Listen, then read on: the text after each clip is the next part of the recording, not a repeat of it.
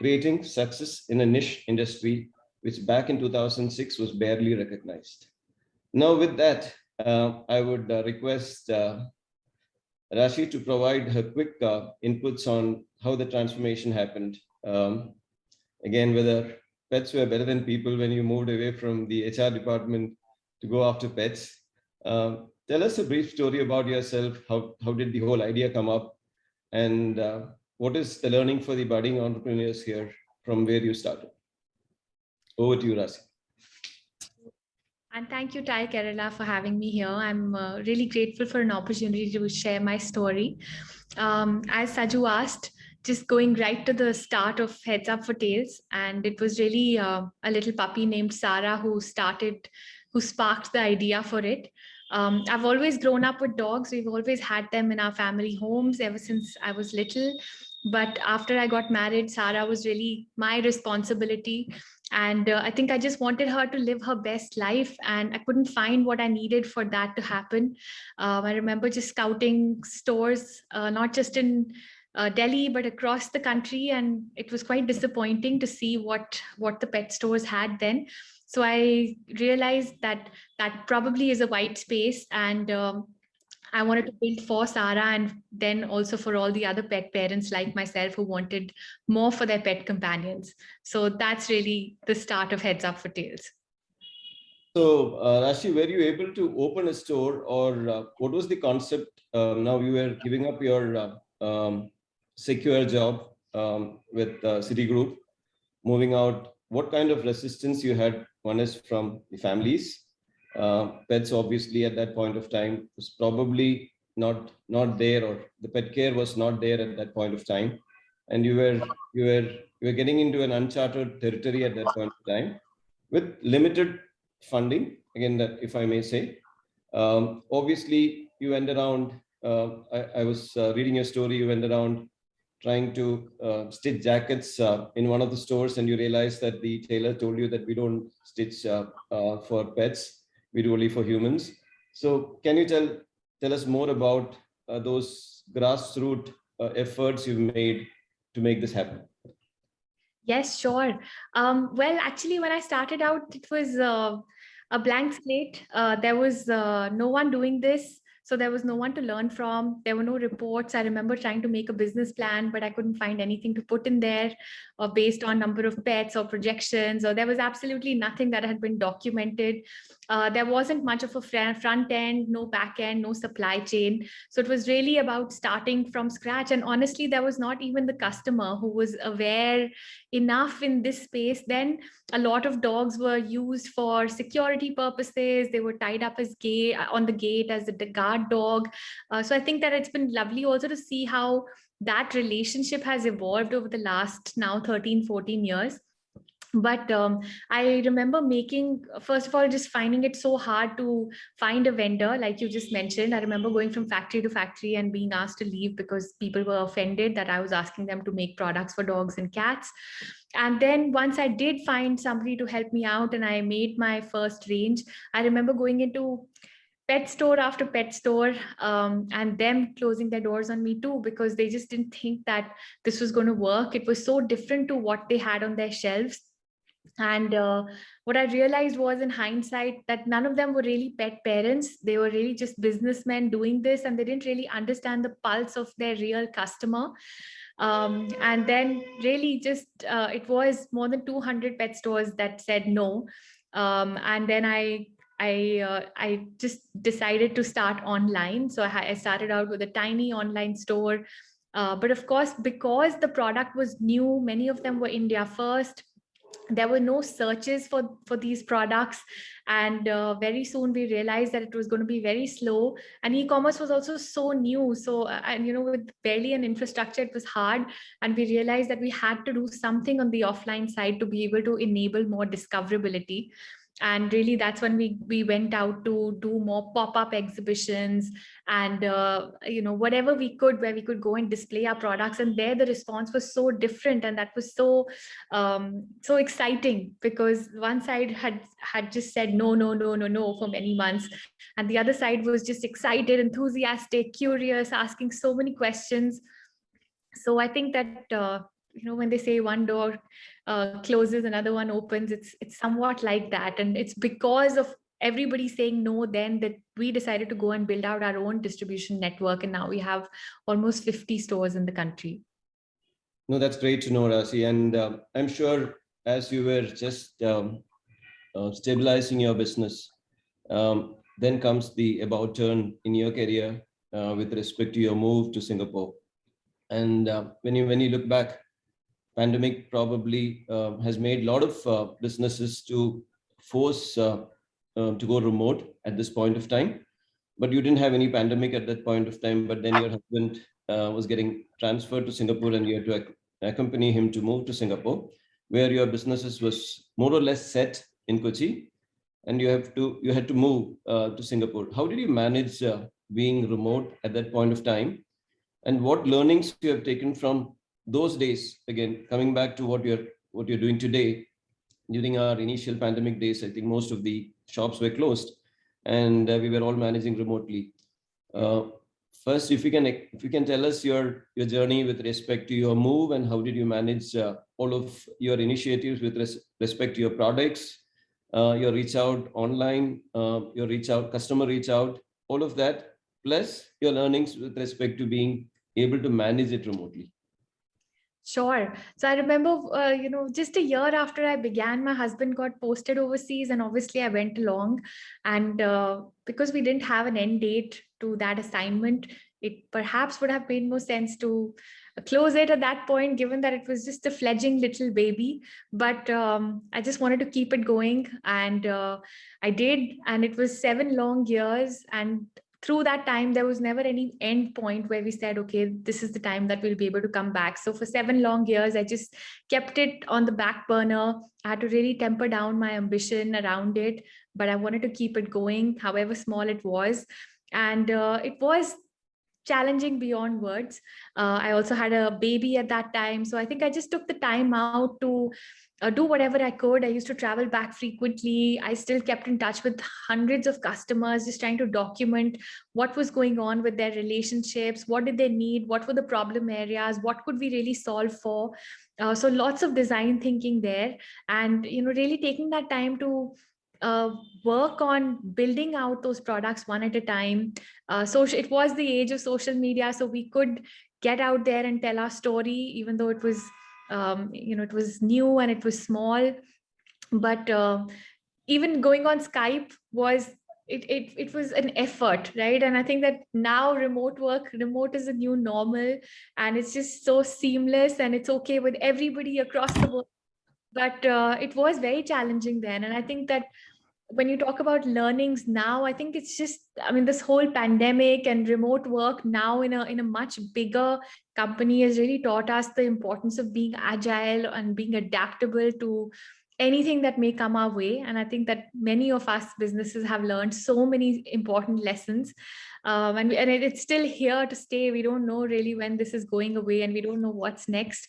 But really being able to be agile in the face of completely unforeseen circumstances is just so important.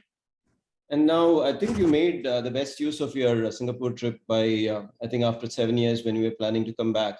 I understand you had an investment from a prospective HNI who decided to invest in your idea. And I think there was some close to $1 million investment at that point of time, which probably helped you to grow further. And also I understand that you came up with this 100 unique products based out of India.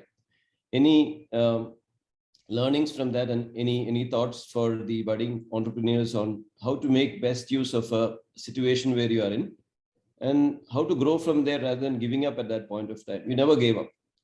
You had to manage it remotely, and you said, I'm going ahead with what I have. I'm going to make the best use of it. I'm going to learn in the process. I'm going to go social. Again, I'm going to use social media to reach out to my customers. Now comes the investments. How did you best utilize your investment, and what was the trigger for you to even think about the next stage of your growth story, I would say? That was definitely a very exciting chapter because we met a lot of people who believed in the longer term vision of the company and what we wanted to do. And I think what we wanted to do wasn't something that could happen quickly. It was going to be a long-term plan. And so they were invested in it for the long term. And I think that it was that point when we realized, okay, it was time to move back. It was time for the next chapter. We had spent time laying out a foundation, getting to know our customers. We did have one point of sale. We had introduced many, many new many, many new products during these now 8 years. And we had been bootstrapped for 8 years and we were ready now. And so that was a really exciting chapter where we found people who resonated with our value system. I know that fundraising is always such a big thing in every entrepreneur's life. And I just want to take a minute to say that I think who you're raising money from and why you're raising it and when you're raising it is just so important. We did have many opportunities even before, but I knew I would never be able to do justice. And then, if you ever overpromise and underdeliver, that's really the end of this. Could be the end of a big chapter for you. So I think just take the time out to really spend time understanding who is coming in. And through the years, we've partnered with some amazing people. In fact, recently, Verlinvest and Sequoia, really solid partners. So the journey has definitely been full of learnings. And I think we've used that money every time to really grow in terms of new developments, lots of innovation. We've put a lot of time on just understanding our customers, building new products. A lot of them came from design thinking, like I mentioned. So people didn't know that they wanted a specific product, but we talked to them and they'd share problems around senior dogs or puppies or dogs that may be gluten allergic, or just who needed alternative forms of protein and so many other issues. So it just gave us so much to work with. And I think that was my most important lesson, that I think staying close to our customers is just so important for each one of us. So yes, we're still continuing to learn, still continuing to grow, still continuing to figure out, front end, back end, expand that network of stores, grow online, grow our technology, our teams, our people, our warehousing, our infrastructure. So that's what we've been using the money for, and hope to continue to do that. And from what I understand, you started with that 1 million and then since raised overall 13 million over the next couple of years. And last year, in fact, this year, 37 million in funding round led by investors, Verlinvest, Sequoia Capital, Amital Capital, and existing investor WNC Petech, right? So it's great to see the steady growth and the confidence in investors that your model is working, and that they're seeing that it probably could yield results or returns for them for their investment.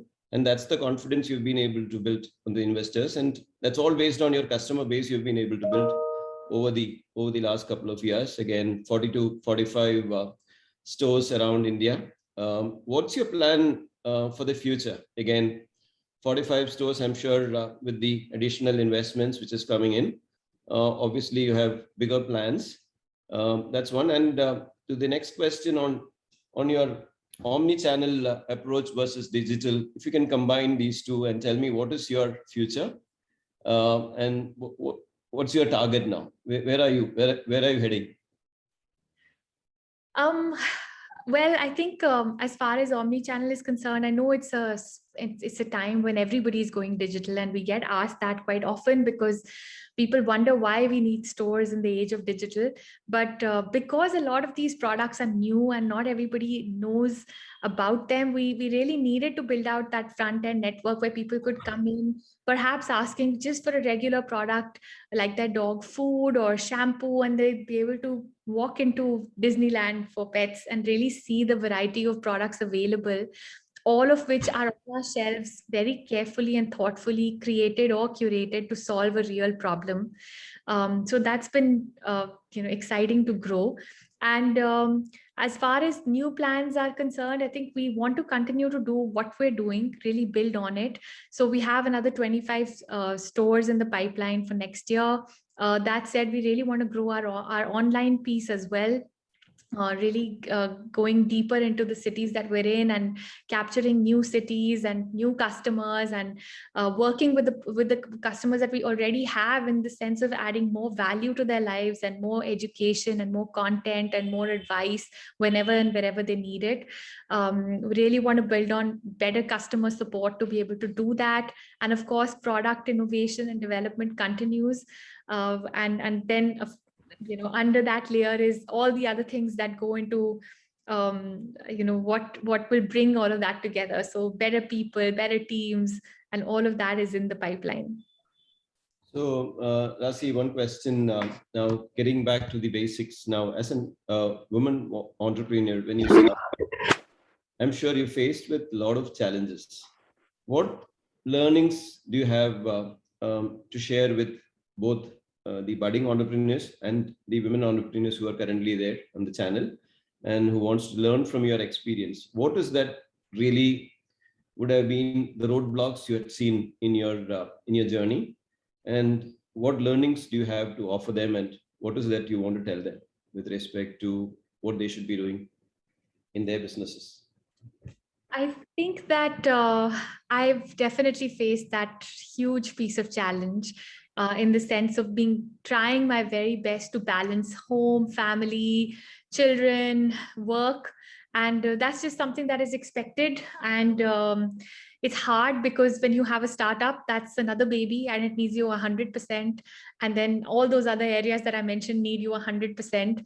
And so sometimes, many times in my life, I feel so stretched that I feel like I'm going to break. So I think what I've learned is that you do need a solid support system.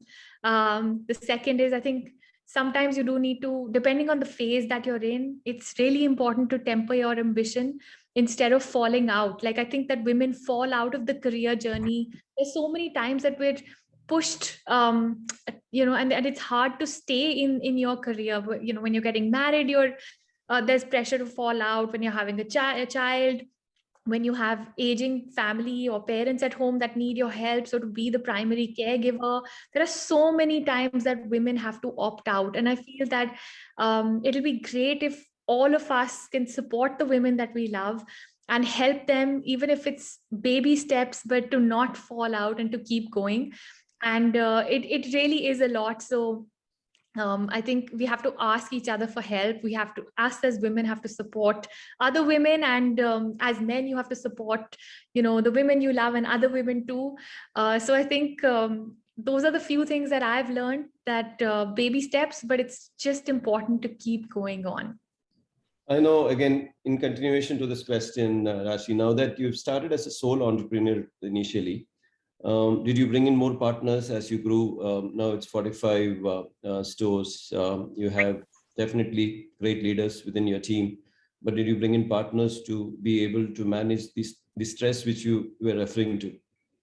I did. We got on two co-founders in 2015, and Sandeep and Ridhima, they used to run pet stores in Bangalore. They had two pet stores, and our visions were very, very similar. So we decided to just merge the companies and do it together. So I think that was really very helpful, because I think being on the journey alone, being on the top, all of these can be very lonely situations, and it's great to have people that you can just count on. And so yes, it's been a friendship that's turned into a partnership, and it's been really, really great. So if you're in that space where you need help, I think definitely go out and find it. Do you have a store in Kerala yet? We don't, but we hope to have one really soon. That's definitely, we're looking forward for that. Again, one question now: are you intending to? Again, I heard 25 more stores this year. Would you become the McDonald's of for pets in India? Is that the intention? That is the intention, but we want to go slow. I think it's a passion-led venture, and we want to make sure that none of it is diluted as we scale, and we want to make sure we're taking slow and steady steps. And I think that we've learned many things from the retail model, and I think we want to be able to, now we feel confident to be able to go out and scale that fairly rapidly. But also many things are coming up on the online front. Sure. Again, I also understand that you have this foundation what do you really, what's your mission on the Hub Foundation, and how do you go about managing it? Again, I'm sure it's resource intensive, and around the clock. So how is that being managed? Is that a different entity, or is it part of your same organization, or how do you go about doing that? And what are the causes you really go after? Saju, we actually set that up formally about 3 years ago, even though we've been doing that work ever since we started out. You must have seen how many community animals we all share our neighborhoods with. And I think more often than not, I see people picking up a stone to shoo the dogs and cats away, just forgetting that the planet is shared. It's their home too. So I think we wanted to really reinforce the fact that we do live on a shared planet, and we need to be able to have peaceful coexistence with these other creatures for whom this is home as well.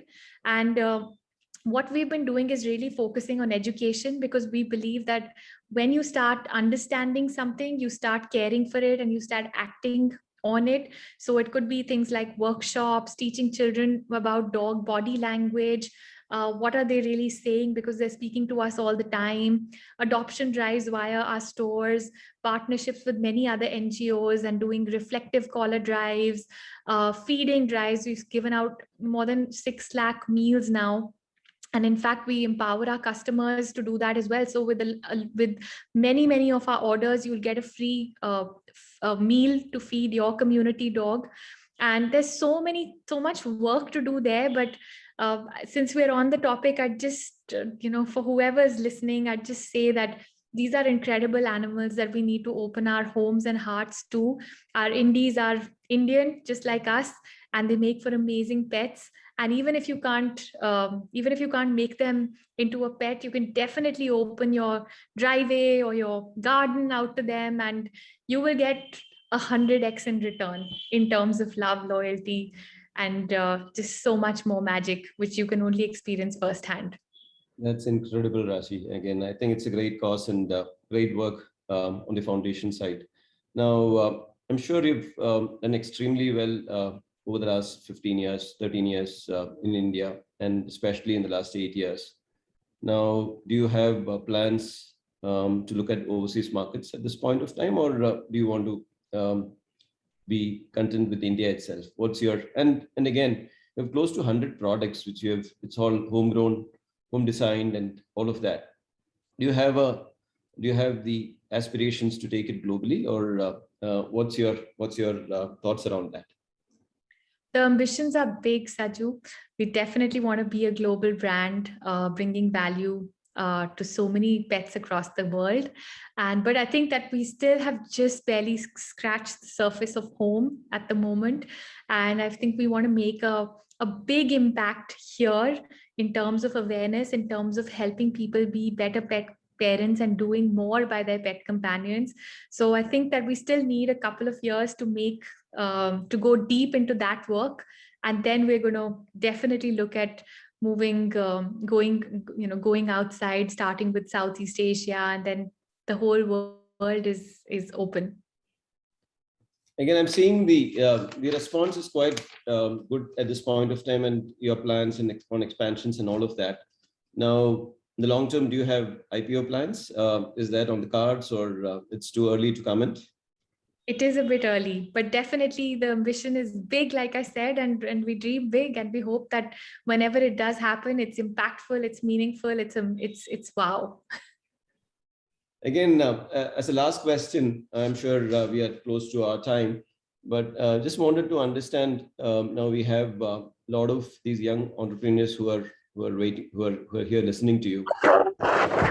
Based on all the learnings you had over the years, what is that lesson you want to tell them, or what is that you want to tell them about your journey, especially, and some of your initial failures, and trying to recover from there, trying to build your organization now, looking back the stage where you are today?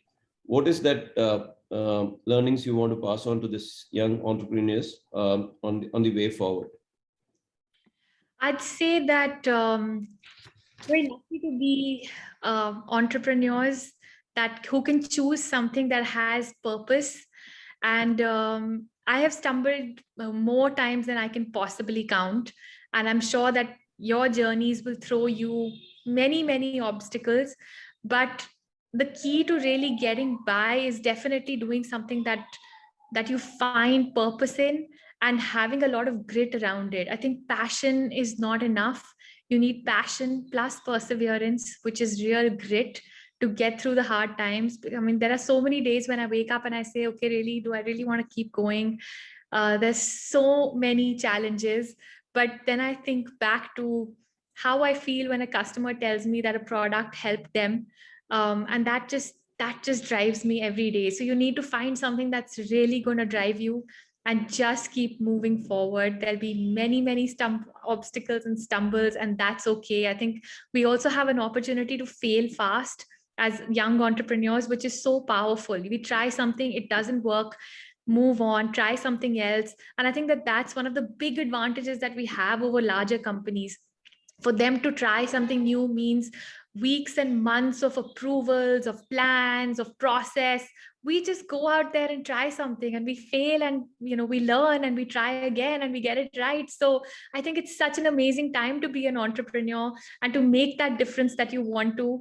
It's just it's amazing the support that has come up in the country over the last couple of years, for entrepreneurs at all stages. So really seize the day and go out there and do what you love and make that impact. Now, I have a couple of questions coming in, but then in the meantime, my last question: what is your expansion plan with respect to now we are in the pet care space? Do you think about moving into the medical side of pet care, providing veterinary support, vaccination support? Are all of those in the list of services which you offer at this point of time, or is that planned for the future? That's not on our current list of services at the moment, but definitely something that we're planning for in the future.